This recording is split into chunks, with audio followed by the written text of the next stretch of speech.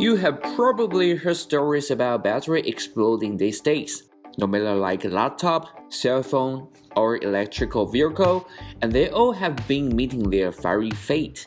And this all got us thinking, is there anything we can do to prevent it from happening? I'm Jens from Chroma ATE. Welcome to this tutorial video on Chroma 11210 battery insulation tester.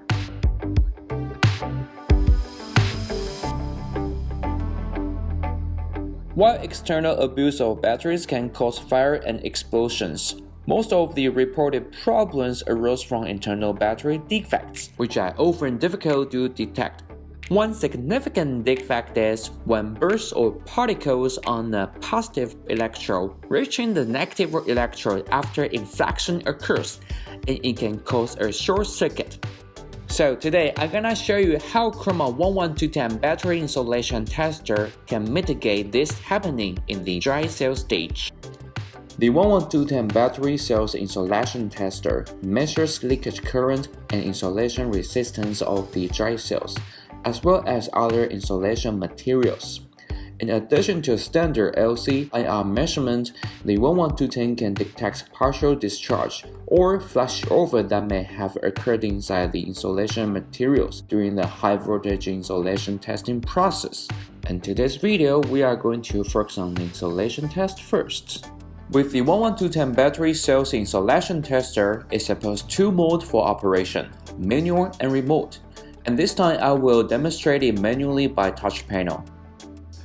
Here we have 8 items in the main menu. They are Function Selection Menu, Measurement Statistical Info, Measurement Result, Partial Discharge Measurement Analysis Chart, Setup Review Area, Monitor Lock Key, Test Condition Setup Edit Area, and the last part here is the Measurement Result Review Area. So first, let's select the function menu and go for the compare function to select whether we like to see IR or LC measurement value on the result review area. And this time, we will take LC as an example. Then back to the main page and select the edit condition to set up the test parameters. And here we have a total 8 measurement parameters in the first 3 pages for us to set when performing the measurement. The first we got here is test voltage. The range is from 1 volt to 1000 volt.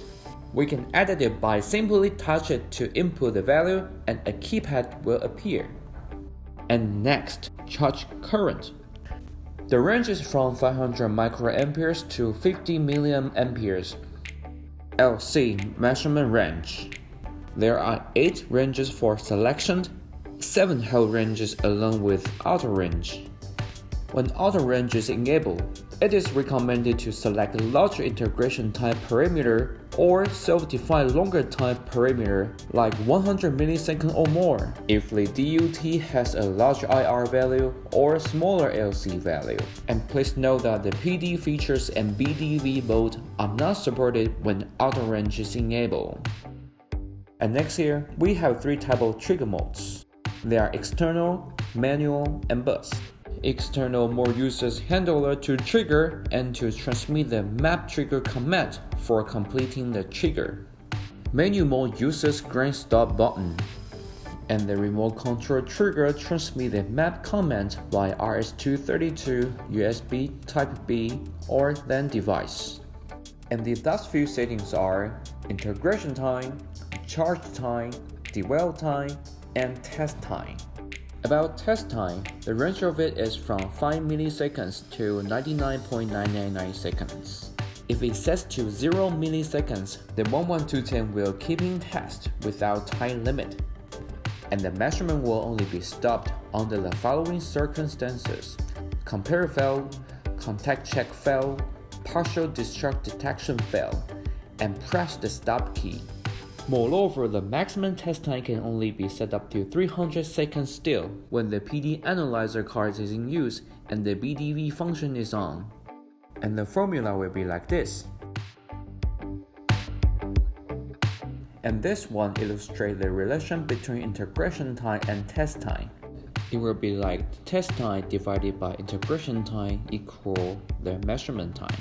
For example, test time 100 milliseconds divided by the integration time 20 milliseconds, and the total measurement time will be 5, which means it will measure 5 times during test time.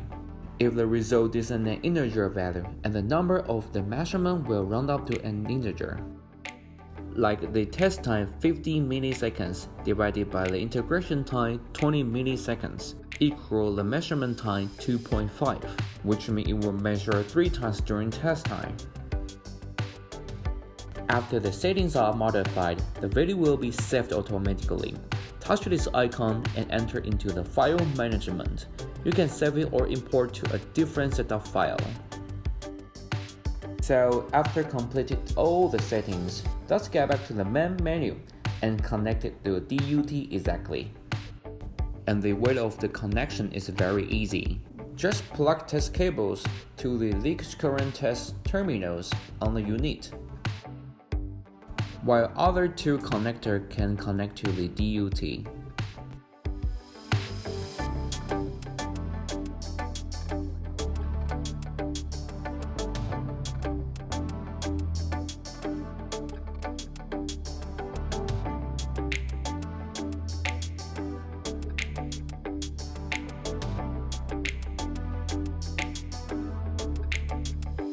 Please be aware that don't touch the test terminal or the DUT while testing.